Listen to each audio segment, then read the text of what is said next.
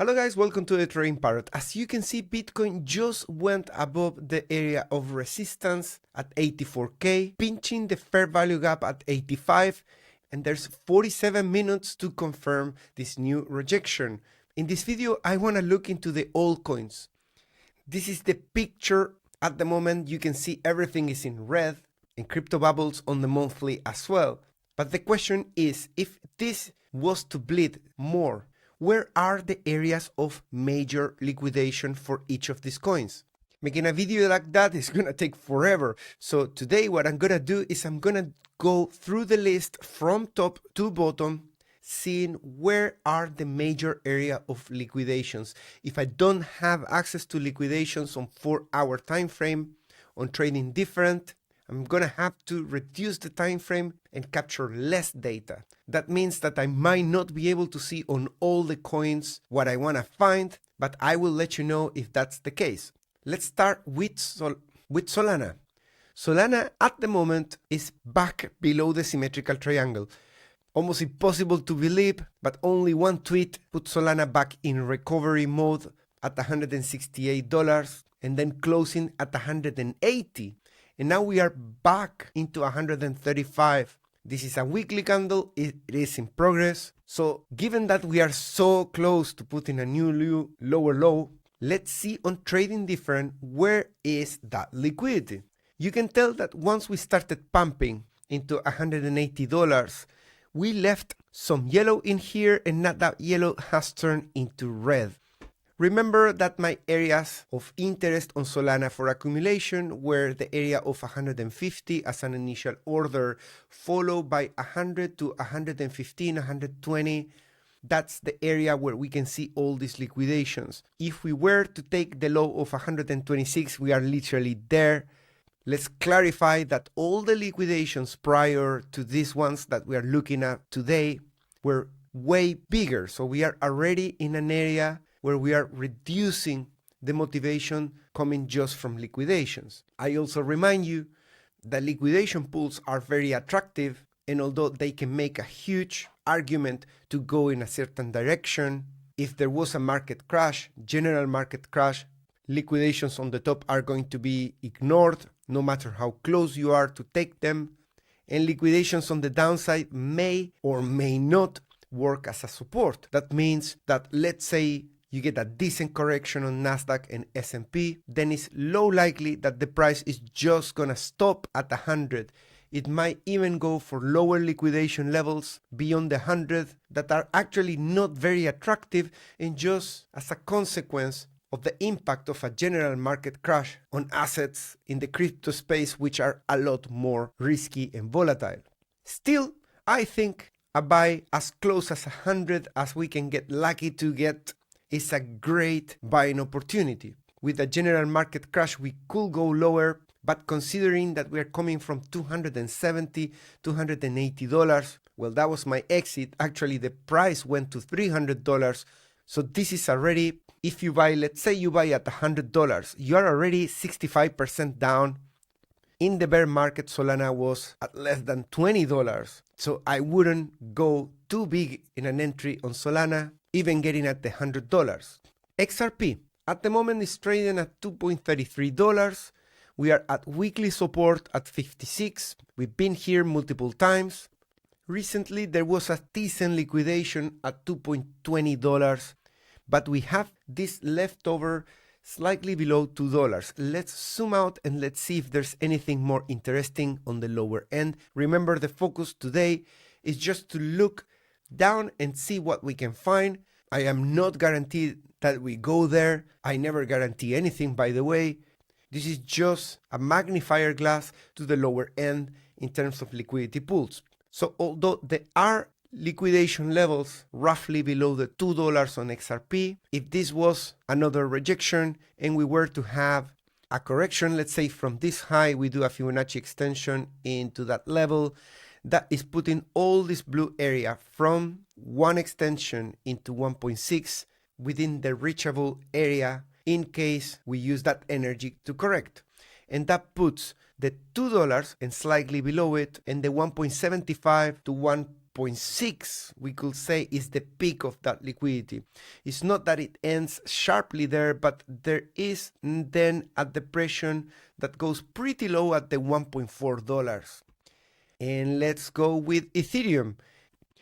Well, Ethereum, as I post on Twitter, Telegram, and Instagram just less than an hour ago, you can see that after the rally into 2.5, the new correction has brought Ethereum to $2,000. And that means that we have finally taken the red that was there. On the 3rd of February, we just took the 2.1 and we left on the table all of this. We even came back again there without touching the 2000. So I'm guessing that a lot of people that had their risk there were thinking, crossing fingers, we don't go beyond $2,000. Well, guess what? It is not that difficult when you got a general market that is also correcting. I strongly encourage you to watch my video about the general markets. I know that people that just focus on crypto don't want to do that. But at this point in time, guys, general markets have a strong say. That's why you see me that I'm not doing TA on the altcoins, although there is weekly supports, monthly supports that are extremely attractive. If general markets gives the horse kick here, TA is just gonna be a joke in the context of only focusing on crypto, of course. So what's left on Ethereum? Well, we already consumed the red. There's only yellow left over. And that kind of ends around 1800. Notice that in here we went for the red, and that didn't guarantee that we were going to take the second red. So don't take for granted that we take all of this. Just know it's there and try to not push your risk where everybody else's risk is. Now, what is interesting is that let's say we take just up until there, up until the 1800. That is a possible scenario, given that then there is a vacuum from around 1773 all the way to 1500.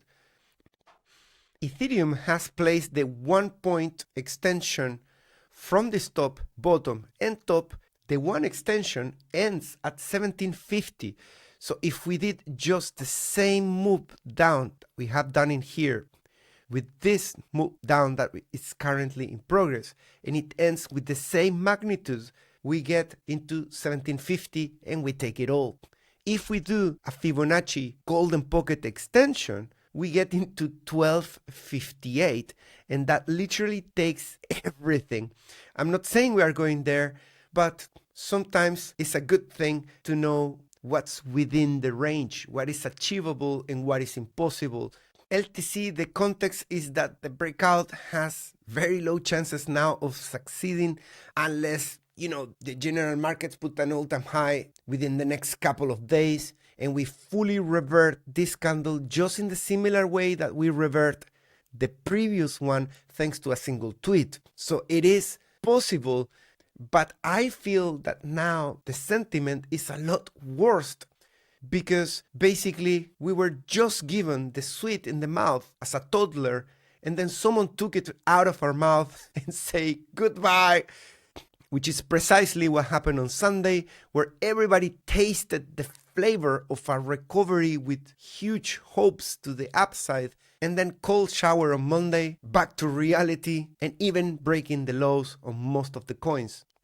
Unfortunately, on Trading Different, I'm not gonna be able to show you on the 4-hour LTC, so I'm gonna have to go to the scalping chart. Unfortunately, on LTC, I don't have it on Trading Different, so I'm gonna have to use CoinGlass. And you can tell that around the $100 in the past 3 months, the largest liquidation pool is around there. Notice as well that around the $140 is where we could be seeing a revenge rally if these things turn over. Let's go next with ADA, and this is really crazy. On ADA, I don't have any liquidity on the lower end. At the moment, I only have at the top end, and I suspect that that is because this liquidity in here is from 9th of November.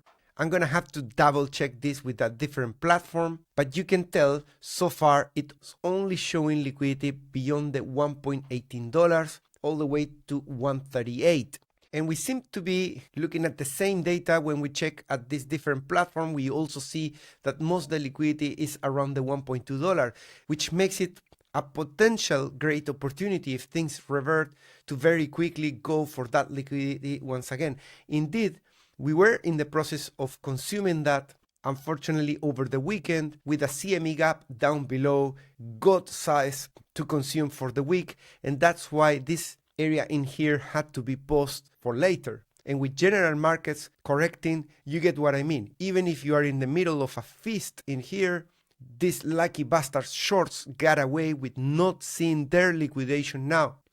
But I suspect something tells me that the people that are here probably are thinking about taking profits. Taking profits on a shorts creates buying pressure, so that could help potentially to bring back all of this once again to the same area. Let's look at AVAX. On AVAX, on the short-term liquidation levels, remember we don't have longer-term available on Trading Different, unfortunately. You can tell that there are liquidation levels, but very sharply they are reducing when we go beyond the $20. The opposite is for the upside, and that's why I continue to be bullish on AVAX. We have liquidation levels all the way to $27, and that is just short-term. We can confirm precisely that in here that liquidity has been increasing throughout February and March, and now is quite thick with, again, $27.4. I think averaging down and looking for hitting that liquidity could be a great play for AVAX. Let's look at SUI. SUI, something is popping up that is pretty cool. We can see that there is a liquidation around the $2.2 that ends at around 2.17. At the moment we are trading at 2.35, and with this speed it is absolutely worth taking note and keeping it somewhere in case we reverted back down. Let's do an extension of all this pump. I'm actually gonna use this high in here to this low and then again to the high, and yes, a one extension takes everything up until 225, and a golden pocket extension consumes everything to $212, so it covers the whole range and the middle of the maximum liquidity in the shorter term. Let's see if there's anything to the upside. Yeah, there is a great play in here. We have a big chunk at $4.2, a 4.5 and 4.86. So yes, we can see in the past 3 months on CoinGlass as well that the only liquidity left over on the lower end is around the $2.2. And then we start having some clusters at 3.6, 4.2, and 5.3, which was not visible on Trading Different. That was the short-term version, which is the only one available. And I'm gonna do Dogecoin as well. I'm just noticing that I can change it to the 1 hour. So at the 20 cents, we left a big chunk in here, and there's another one at the 20.65. After that, the 22 and 23, and below the price, we have some big clouds at 184 and 181. And I think the last one I'm gonna be doing is Polkadot. Before that, let's confirm Doge on CoinGlass. The 3 months of Doge liquidation heat map is giving us the 43 cents as the largest one. And that is because we pinched that level on the 18th of January. After that, we get the 48. I believe Polkadot could be a great play in here based only on the liquidation levels. And that is because we are about to complete the consumption of the liquidations to the lower end on the 15-minute chart. So going below the $4, the incentive to go that low is no longer going to come from liquidation levels. It could be because of a general market crash or something else, fundamentals. But liquidation levels at the moment on Polkadot are mostly located on the top end. It's interesting to see that depending on the coin, things can be completely the opposite, even though all of them have been punished more or less in a similar way. Now going up, we get some liquidity at 4.5 and 4.6, but it's very, very small. And indeed, where the real juice is when we cross $5.2, 5.379, and that's about it. We get confirmation on CoinGlass that 5.4 is at the moment really juicy. You can tell that it hasn't been crossed in a while, and it could play as a great move to just hit that heaviness there on Polkadot. After that, you get 6.5, followed by $8. Guys, if you're looking for an exchange to trade these altcoins, consider taking your trade on OKEx. I'm also using Binance. I have both of the links in the description, but at the moment on OKEx, I can offer 60,000 rewards. Not that I have that cash to give away at the moment, I wouldn't do so, but OKEx offers it based on trading volume. By using the links in the description, of course, you reduce the trading fees to a minimum. And I got 2 exchanges non-KYC, BitUnix and Bluffin. BitUnix offers deposits and trading rewards no matter how small is your deposit. And Bluffin has rewards up to a Model 3 Tesla starting from an Apple Watch. Opening an account on any of these exchanges, any of the sponsors deals in the description, or joining my Patreon to get summaries of these videos and updates straight to your email for $10 a month. Either way supports the channel and it helps me growing it, getting new people working with me, and it's a win-win because the content as well improves. Thanks so much for watching this. I'll see you on the next one. Take care. Bye bye.